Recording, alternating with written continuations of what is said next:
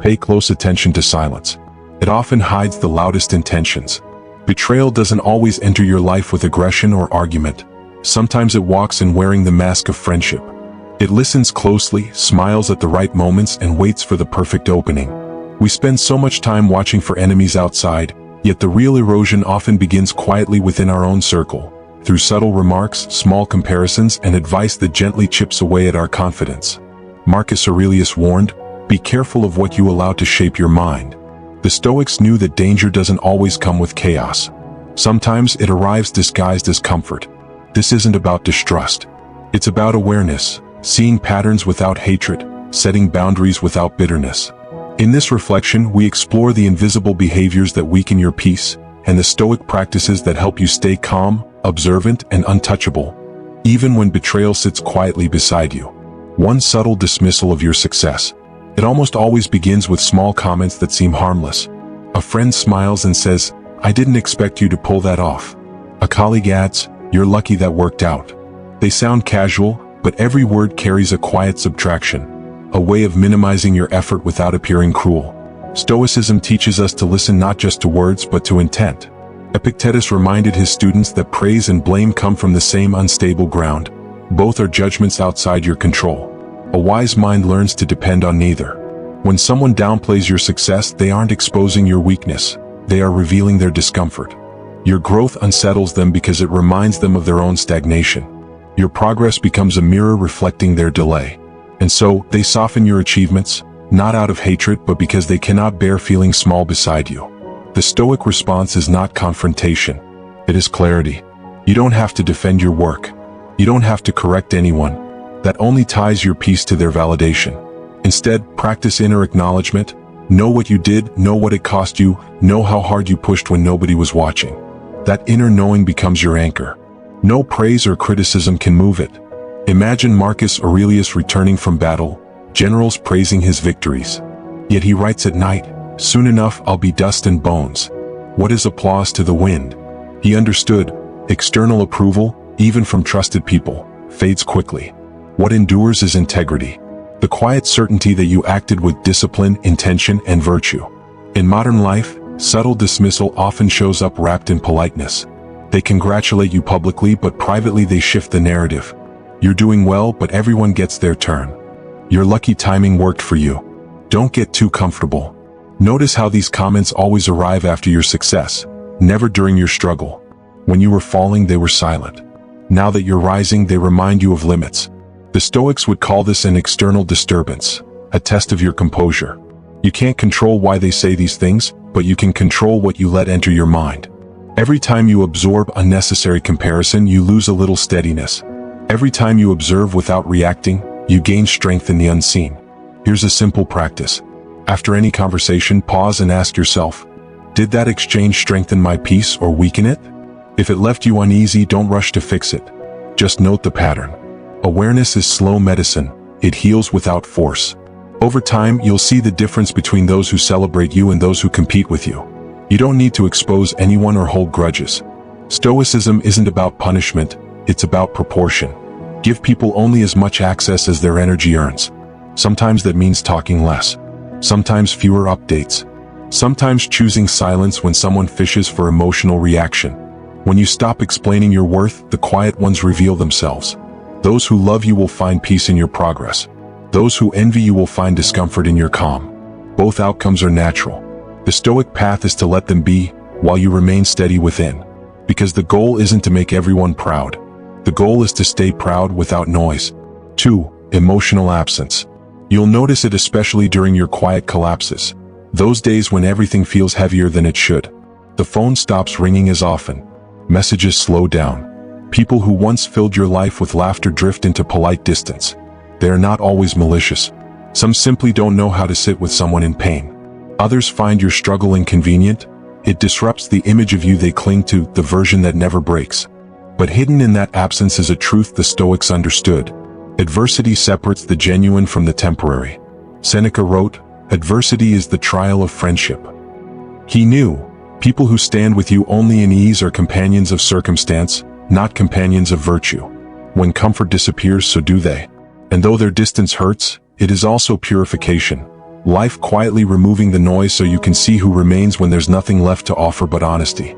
The Stoic practice is observation before judgment. You don't chase those who pull away nor condemn them. You simply notice. There's discipline in silence, a way of saying, I see what's happening, but I choose not to let bitterness define it. This restraint strengthens you because anger, even quiet anger, is still attachment. You stay free by refusing to fight for the presence of those who have chosen absence. Think of Marcus Aurelius leading armies through plague and loss. He writes in his journal, when someone fails to show up as they should, be patient. You cannot expect figs in winter. There is no resentment in that sentence, only clarity. He simply accepts that people act according to their nature, not according to his expectations. The modern world complicates this truth. We've turned support into a checklist of constant messages, reassurance, and validation. But Stoicism teaches that help comes in many forms. Sometimes a friend shows care by giving you space, not by filling it with words. A quiet presence that doesn't demand explanation can be more comforting than forced encouragement. Awareness teaches you to tell the difference. One kind of silence feels peaceful, the kind that respects your struggle. The other feels hollow, the kind that reveals absence, not support. Learn to recognize which is which. Here's a practice. When you're in difficulty, write down the names of 3 people you expected to reach out. Next to each name, note whether they did and, more importantly, how it made you feel. Then ask yourself, did I clearly communicate my needs, or did I just assume they'd understand? Clarity begins where assumption ends. Sometimes disappointment is not betrayal, it's a misalignment of expectations. Yet there are people who truly retreat when you fall because your struggle threatens their comfort. They need you to be unshakably strong so they can feel secure. They need you to be calm so they can stay balanced. And when you break, they're forced to confront the fact that they could break too. So they distance themselves, not from you but from the reflection of their own fragility. Once you understand this, their absence stops feeling personal. It becomes information, a neutral indicator of where you stand in their hierarchy of courage. In time, you'll be grateful for these moments of isolation. They teach self-reliance without resentment. They remind you that peace built on attention is fragile, but peace built on principle endures. So when you find yourself alone in hard times, resist the urge to fill the silence. Let it echo. Because inside that echo, you will hear what remains, your own resilience, your own calm, your own company. That is where Stoic strength is born. Not in applause, not in sympathy, but in the quiet realization that even your own presence is enough. 3. Mocking under the mask of humor. Mockery often arrives dressed as playfulness. It sounds harmless at first. A friend makes a quick remark. You're really trying to be deep these days, followed by a laugh. Someone imitates your habits just enough to entertain others, but not enough to be called cruel. And when you react, they disarm you with the same predictable line. Relax, it's just a joke. That phrase, just a joke, is mockery's favorite shield. It allows people to say what they truly think without owning the weight of their words. Marcus Aurelius reminds us, the opinion of others is only as heavy as the importance you give it. But before you apply that, you must learn to recognize the mechanism beneath humor, the subtle art of humiliation disguised as play. When people mock, they're testing the limits of your self-respect. They're measuring how much dignity you're willing to trade for belonging. If you laugh along, they learn your boundaries are flexible. If you question them, they accuse you of being too sensitive. The game is designed so that in every reaction you lose a piece of confidence. Stoicism offers a third path, silent awareness. Neither playing along nor erupting. You observe. You feel the brief sting, the urge to defend yourself, the impulse to explain. And you let it rise and fall like a wave touching the shore. The Stoics trained exactly for this moment. They knew that mastery doesn't begin with controlling others. It begins with mastering the space between insult and response. Seneca wrote, "We suffer more in imagination than in reality." Mockery thrives in that space. The fear of how others see us, the anxiety of being reduced to a punchline. But when you see through the illusion, it collapses. A joke can only humiliate you when you identify with it. In practice, when someone mocks you, resist the reflex to defend yourself. Look at them calmly, without anger, without fear, a simple recognition. Your silence will say more than arguments ever could. It exposes the insecurity behind their laughter. Then, without drama, change the topic or walk away. You owe no reaction to immaturity. This doesn't mean suppressing your feelings. It means choosing the battlefield wisely. A Stoic doesn't fight to prove self-worth, he acts from self-knowledge. There is a difference between pride and presence. One shouts, the other simply exists. In today's social world, sarcasm has become a currency. People bond through teasing, through subtle jabs. But when every interaction hides a sting, connection becomes performance. To stay sane in such environments, cultivate inner stillness, an invisible boundary that says, "You may speak, but you do not define me." Try this exercise. After an interaction that leaves you uneasy, ask, "Was that humor or hostility wrapped in humor?" If it was hostility, note it once and let it settle. No revenge. No confrontation. Distance will reveal the truth faster than arguments ever could. The Stoics believed that dignity isn't a mask you wear in public. It's a discipline you maintain when no one understands your silence. So when someone tries to shrink you with laughter, remember, composure is not weakness. It is the refusal to be trained by cruelty. Mockery reveals far more about the one who delivers it than the one who receives it. Observe them. Then free yourself from the game. Peace is not found in proving you're right, but in not needing to. 4. Constant comparison. Comparison begins quietly. A friend listens to your story, then immediately shares one of their own. A little bigger, a little brighter. You share a small win, and they counter with their own achievement, their struggle, their version of your experience. Slowly, every conversation begins to feel like a contest disguised as connection. It's human nature to compare. The Stoics never denied this. But they warned that it is a dangerous place to live. Marcus Aurelius wrote, "Ambition means tying your well-being to what others say or do. Sanity means tying it to your own actions." Comparison, then, is a subtle loss of sanity. It takes your private compass and replaces it with someone else's map. Those who constantly compare aren't seeking growth, they're seeking relief. Your progress threatens the fragile equilibrium of their insecurity. The Stoic response is not superiority, it is clarity. You cannot stop others from competing with you, but you can refuse to enter the game. When you stop trying to win, the game ends. You begin to see that there was never a scoreboard. Only fragile egos trying to prove they matter. In daily life, comparison takes many forms. The friend who tracks every milestone you share. The colleague who mistakes your calmness for arrogance. The relative who questions your choices as if your peace insults them. To live stoically among such people, practice gentle detachment. Don't shrink your joy to protect their comfort. Don't exaggerate your struggle to receive sympathy. You owe truth, not performance. Seneca wrote that no one becomes happier by seeing another suffer. The Stoic sees this clearly. Comparison always leads you away from your path. Every moment spent measuring another person's distance is a moment you step away from your own direction. So what do you do when comparison surrounds you? First, recognize the trigger. That subtle tightening in your chest when someone turns connection into competition. Pause. Take one slow breath before you respond. Then, instead of defending yourself or explaining your intentions, simply say, "That's an interesting way to see it," and let silence follow. The absence of resistance dissolves tension.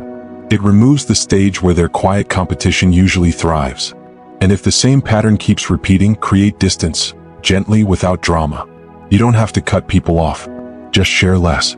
Reveal less. Peace grows in the spaces where explanations end. Over time, your calmness teaches others that you will not compete for approval. Stoicism calls this ataraxia, the tranquility of the soul. Not apathy but proportion. A reminder that you can let people chase whatever they need to chase, while you guard the stillness that helps you see clearly. Comparison will always exist. In conversations, in social media, in success stories shouted loudly. But when you truly understand that no one's progress threatens your own, the noise fades. You stop seeking validation and start cultivating presence. Epictetus said the wise are content to appear foolish in things that do not concern them. Better to seem indifferent than to lose yourself in a game that never ends.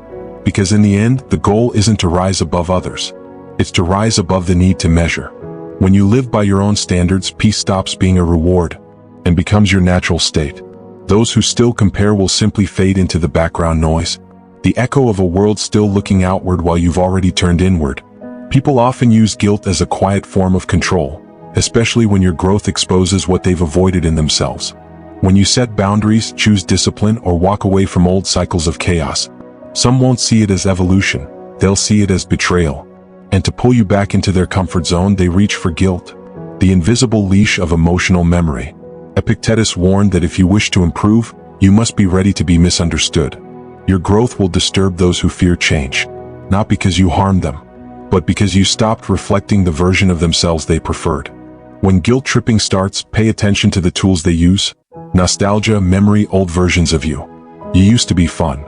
You don't come around anymore. You think you're better than us. Each phrase is an attempt to pull you back into a past identity, the version of you that kept their world predictable. The Stoic response is not debate, it's consistency. You don't need to persuade them that your motives are pure. Virtue explains itself through repetition, not justification. Show kindness without compromise. Over time, your calmness weakens guilt's authority. Seneca reminded us that the wise value their own time too much to rush after opinions. That includes emotional time, the hours wasted trying to prove your goodness to those who already decided you changed too much. Guilt is time theft disguised as affection. When you feel it creeping in, pause. Notice the heaviness, usually in the chest, that whispers, "Maybe I owe them more of me." Then ask, do I owe them loyalty, or do I owe myself honesty? The answer is simple, rarely easy. Growth isn't measured by applause, it's measured by stability. Can you stay steady when your intentions are questioned? Can you remain aligned when affection turns into distance? That steadiness is your quiet proof of progress. You may lose certain connections along the way. People will say you've become distant, difficult, proud. Don't rush to correct them. Time reveals everything. Relationships built on comfort fade. Relationships built on respect endure. There is a gentle form of compassion in allowing others to misinterpret you. You no longer need to be understood to stay at peace. You've chosen alignment over approval. A quiet rebellion Stoicism teaches. Growth isn't betrayal. It is returning to yourself after years of distortion. Those who care will adjust. Those who don't will fall away. Walk forward calmly. No apologies, no explanations, just presence. Some people carry calm with them. Others carry turbulence, not because life treats them worse, but because chaos has become their language. They pull others into their storms, arguing, oversharing, dramatizing every inconvenience, until your peace becomes their stage. At first, it feels like closeness. They confide in you, seek advice, rely on you for every decision. But it's not intimacy. It's dependency disguised as connection. They don't want clarity. They want company in their confusion. Seneca warned that relationships must be mutual. A shared growth or the bond collapses. Strength should flow both ways, not endlessly out of one person. Compassion without boundaries becomes exhaustion. And exhaustion isn't noble, it's self-neglect. Notice how these interactions affect your state. Do you feel heavier after talking to them? Do you lose calm instead of gaining clarity? Your body often signals what your mind tries to deny. The tight chest, the mental fog, the subtle urge to withdraw. That isn't coldness. That's intuition. Marcus Aurelius said, "If it's not right, don't do it. If it's not true, don't say it." And emotionally, it means, if an interaction feels wrong or repetitive, you're not obligated to continue it. You can love people from a distance that protects your peace and preserves their responsibility. Try this. The next time someone pulls you into their emotional chaos, pause. Wait 24 hours before responding. Watch what happens. Most emergencies resolve without you. Silence exposes the difference between genuine need and habitual drama. Detachment doesn't mean you stop caring. It means you stop carrying. You begin to understand that peace isn't selfish, it's selective. When you protect your inner stillness, you're not abandoning anyone, you're modeling self-regulation. That's real service. Not absorbing someone's chaos, but quietly showing them another way to stand inside their own storms. If someone calls you distant, remind yourself, distance isn't rejection, it's recovery. Every moment of calm you reclaim is an act of quiet self-respect. Seneca called this the fortress of the mind. Inside that fortress, you decide who enters and how long they stay. And as time passes, the storms outside may continue, but they'll feel farther away. People might still call, still complain, still dramatize. But something has shifted. Not in them, in you. Their chaos no longer finds an open door inside you. That is the Stoic measure of progress. Not louder wisdom, but quieter reactions. Peace doesn't mean the world stops shouting. It means you no longer feel the need to shout back. So when someone tries to make your calm the container for their turmoil, step back, breathe, and remember, you're not the cure for their noise. You are the proof that silence can survive it. After seeing these patterns, dismissive praise, silent withdrawal, mocking humor, comparisons, guilt, chaos, you begin to understand a deeper truth. Most harm doesn't come from attack. It comes from exhaustion. Little by little, you trade clarity for connection, boundaries for belonging. And when the mind grows tired, it starts confusing peace with loneliness. This is why the Stoics began every practice not with defense, but with awareness. They didn't try to control people, they tried to understand their own interpretations. Marcus Aurelius wrote, "You have power over your mind, not outside events." That single sentence holds the architecture of emotional freedom. When people in your circle test your calm, the real question isn't, why are they like this? It is, what in me reacts to this? The moment you turn inward, you shift from victim to observer. That shift, from blame to awareness, is the essence of Stoic mastery. Observation isn't detachment from life, it's intimacy with truth. To watch your emotions without drowning in them is rare intelligence. The Stoics practiced it daily. They journaled each night, reflecting without shame and without excuses. Not, was I right? But, was I ruled by emotion or guided by reason? You can practice the same ritual, 7 minutes of clarity. Minute 1, sit in silence and breathe until the noise softens. Minute 2, recall one interaction that unsettled you today. Minute 3, identify the feeling, irritation, disappointment, fatigue without the story. Minute 4, ask, was this in my control? Minute 5, if yes, plan one correction for tomorrow. If no, release it with the exhale. Minute 6, recall one small moment where you held yourself with restraint. Minute 7, end with gratitude, not for comfort, but for awareness. Awareness is muscle memory for the mind. It strengthens with use, weakens with neglect. As you build this habit, your view of others shifts. You no longer chase closure, no longer demand apologies. You simply observe how people move and adjust your distance accordingly. That distance isn't coldness, it's calibration. Your peace becomes a compass. Move toward what steadies you. Step away from what disturbs your clarity. Epictetus said, "No great thing is created suddenly. Calm is no different. You'll slip. You'll reply too fast, over-explain, react from old habits. But each time you notice it, you return to yourself sooner. That return is progress. And eventually, you notice something powerful. The people who once drained you no longer need confrontation to lose influence. They fade like noise from another room. You didn't defeat them. You simply stopped feeding what kept them loud. In that silence, your inner circle reshapes.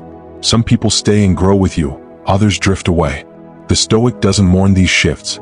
He honors them. Because peace isn't built by controlling who remains, it's built by mastering who you become in their absence. This is the heart of Stoic living.